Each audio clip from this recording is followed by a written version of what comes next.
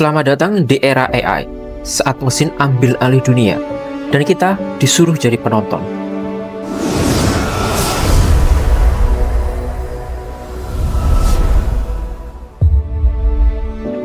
Dulu, kita tersenyum geli saat melihat robot penyedot debu menabrak kaki sofa, mengira bahwa kecerdasan buatan, AI, akan selamanya jinak sebagai pelayan rumah tangga atau sekedar mitos di layar fiksi ilmiah. Namun, senyum naif itu kini harus memudar. Tanpa permisi, AI telah mendobrak pintu realitas, menyusup ke ruang kerja kita dan berdiri diam-diam, bersiap merampas kursi yang sedang kita duduki. Ya, Anda tidak sedang membaca naskah film distopia murahan. Tumpukan jurnal ilmiah terkemuka dunia baru saja membocorkan plot twist dari drama abadi manusia versus mesin. Dan isinya cukup untuk membuat kita tertawa getir meratapi nasib peradaban kita sendiri. Menghitung mundur jadwal pensiun dini umat manusia. Mari bicara soal kalender masa depan. Jika Anda berpikir kiamat karir itu masih jauh, para ahli mesin learning diam-diam sudah menyusun jadwal pensiun dini untuk kita semua. Ini bukan sekedar ramalan bola kristal, melainkan garis waktu nyata yang siap mengusur peran manusia pelan-pelan. Mari kita lihat seberapa cepat kita akan digantikan. 2024, selamat tinggal penerjemah. Tahun ini menjadi babak akhir bagi mereka yang hidup dari penerjemahan dokumen. AI tidak lagi sekedar menerjemahkan kata per kata layaknya mesin kaku di awal tahun 2000-an. Kini mereka sudah fasih merangkai makna, menangkap konteks, dan menyusun kalimat dengan keindahan sastra. Pekerjaan penerjemah mulai gulung tikar, kalah telak oleh program yang tak pernah menagih bayaran per kata dan tak butuh asupan kopi. 2026, masa keemasan dan kemerosotan anak SMA. Maju 2 tahun, dunia pendidikan akan menghadapi realitas yang menggelitik. Anak-anak sekolah menengah bisa bernafas sangat lega. Tidak perlu lagi ada drama begadang berbekal mie instan untuk menyusun isi tugas akhir, karena AI sudah siap mengeksekusinya dalam hitungan detik dengan tata bahasa sempurna. Pertarungan di kelas bukan lagi antara murid pintar dan kurang pintar, melainkan antara AI pembuat isi milik murid melawan AI pendeteksi kecurangan milik guru. 2027, penguasa baru di jalan raya. Tahun 2027 membawa perubahan besar di jalan aspal. Para supir truk antar kota yang tangguh membelah malam harus menyerahkan kemudinya pada sistem otonom. Mesin ini tidak butuh istirahat, tidak akan mengantuk, dan tidak perlu mampir ke warung pinggir jalan. Rantai pasokan akan jauh lebih efisien. Kita cuma bisa berdoa, semoga sistem navigasi AI ini diprogram dengan tata krama lalu lintas yang baik, dan tidak ikut-ikutan hobi ngeblong atau adu balap di jalur pantura. 2031, akhir dari era kasir minimarket. Memasuki dekade baru, giliran pekerja retail dan kasir yang perlahan digeser dari meja kas. Pengalaman belanja Anda akan berubah drastis menjadi serba otomatis. Masuk, ambil barang, lalu sensor akan memotong saldo dari dompet digital Anda saat berjalan keluar. Praktis, sangat. Namun, kita mungkin akan sedikit merindukan momen-momen tersipu malu khas manusia, seperti tawaran sekalian tebus murahnya ya kak, atau mohon maaf, uang kembaliannya Rp200 boleh didonasikan. 2049, penulis bestseller tanpa perasaan. Seni dan kreativitas yang sering diklaim sebagai benteng terakhir umat manusia yang tak ditembus mesin. Namun di tahun 2049, bersiaplah untuk terkejut ketika Anda menangis terseduh-seduh membaca sebuah novel fiksi yang sangat menyentuh, atau dibuat takjub oleh plot trailer yang jenius. Sang penulisnya mungkin bukanlah manusia eksentrik yang sedang mencari inspirasi di kafe.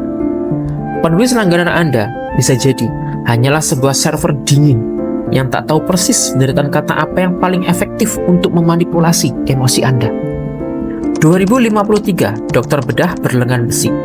Puncaknya, di pertengahan abad ini, nyawa pasien sepenuhnya bisa dipercayakan pada algoritma. Saat pasien harus dioperasi, tak akan ada dokter bedah manusia yang kelelahan setelah berdiri berjam-jam. Saat pasien dibius, yang memegang pisau bedah adalah lengan robotik, sebuah entitas dengan presisi absolut, tidak pernah gemetar dan kebal dari stres. Cukup aneh rasanya membayangkan pasien terbangun dari siuman, lalu mesin itu di sebelah kasur pasien akan berbunyi, "Operasi pengangkatan usus buntu sukses. Silakan beri ulasan bintang 5." Melihat jadwal invasi mesin yang begitu padat dan terstruktur ini, rasanya umat manusia perlahan-lahan sedang diberi kursi penonton di panggung peradabannya sendiri. Sambil menunggu tahun-tahun itu tiba, mungkin langkah terbaik saat ini adalah menikmati setiap pekerjaan kita, betapapun melelahkannya, sebelum sebuah laptop berkata, "Biar saya saja yang kerjakan, Anda duduk manis saja." Para ahli bahkan memprediksi dalam 120 tahun ke depan, semua pekerjaan manusia bisa diurus oleh AI. Kabar baiknya, kita mungkin tidak perlu repot-repot kerja lagi. Kabar buruknya, kita belum tahu mau makan apa. Kita belum tahu mau makan apa kalau tidak gajian. Mitos kerjasama tim, manusia malah jadi beban. Anda pasti sering dengar jargon pelipur lara ini. Tenang, AI tidak akan menggantikan manusia, tapi manusia menggunakan AI yang akan menang. Faktanya, penelitian dari 106 studi membuktikan fakta yang menohok. Kolaborasi antara manusia dan AI seringkali lebih ambiar daripada jika tugas itu dikerjakan oleh AI sendirian atau manusia sendirian. Ternyata, kalau digabungkan, manusia seringkali malah merusak ritme kerja si mesin, terutama dalam hal mengambil keputusan. Singkatnya, kita ini sering jadi beban tim. Satu-satunya momen di mana perpaduan manusia dan AI bersinar terang adalah saat bikin konten. Untuk urusan kreativitas dan konten, masih tetap butuh arahan kita agar hasilnya tidak kaku. Jadi selamat. Masa depan umat manusia tampaknya memang ada di tangan para konten kreator. Pintar sih, tapi nggak punya hati. Drama psikologis manusia dan mesin. Manusia itu memang makhluk yang penuh kontradiksi kalau tidak mau dibilang lucu. Di satu sisi, kita sadar betul bahwa kecerdasan buatan atau AI itu jauh lebih jago, lebih teliti, dan nyaris bebas tipu. Coba jujur, seberapa sering Anda lebih patuh pada rute ajaib yang disarankan Google Maps ketimbang arahan warga lokal yang menunjuk jalan pakai jempol? Di dunia kerja pun sama. Saran dari algoritma data seringkali lebih diimani ketimbang hasil analisis bos atau pakar bergaji mahal. AI adalah jenius yang tak terbantahkan. Tapi tunggu dulu. Begitu urusannya mulai menyerempet masalah moral, empati, atau etika, mendadak berubah 180 derajat. Kita langsung mengumpat habis-habisan. Jika AI memberikan hasil yang tak sesuai dengan ekspektasi, dasar manusia, satu sisi menyerahkan totalitas pada AI, namun satu sisi mengutuk-mengutuk AI. Lalu siapa yang sebenarnya tidak berperasaan? Sikap manusia yang lebih lucu adalah ketika si AI memberikan hasil yang salah. Bukannya memarahi sistemnya atau memberikan koreksi pada sistem berbasis AI, kebanyakan manusia malah ngeles dan mencari kambing hitam. Wah, ini pasti salah kan codingnya? Atau perusahaannya kurang banyak ngasih data? Dalam posisi ini, AI menang telak. Ia mendadak jadi anak emas kebanggaan keluarga. Dia kebal hukum, tidak pernah salah secara esensial, dan kalaupun ada vas bunga yang pecah, yang kena omel adalah vas bunganya. AI bagikan balita super jenius yang tak kenal dosa. Kalau balita ini sampai mengumpat, maka gurunya yang disidang warga. Saking aneh, rumit, dan rapuhnya hubungan psikologis manusia dengan tumpukan kode ini, para ilmuwan sampai harus memutar otak mencari jalan pintas. Mereka sadar betul bahwa ego manusia tidak akan terima jika disuruh tunduk pada barisan rumus matematika murni. Maka untuk menjembatani kelucuan manusia dan kekakuan mesin itu, maka solusinya adalah kosmetik digital. Para pengembang mulai mendandani AI layaknya boneka. Mereka memberinya nama-nama manis seperti Siri, Alexa, atau Cortana. Mereka menyematkan suara manusia yang ramah atau memberikan avatar dengan wajah virtual yang bisa tersenyum sopan. Tujuannya cuma satu, agar kita merasa nyaman, tidak merasa terancam, dan sudi mempercayainya. Pada dasarnya, kita sedang bermain drama massal.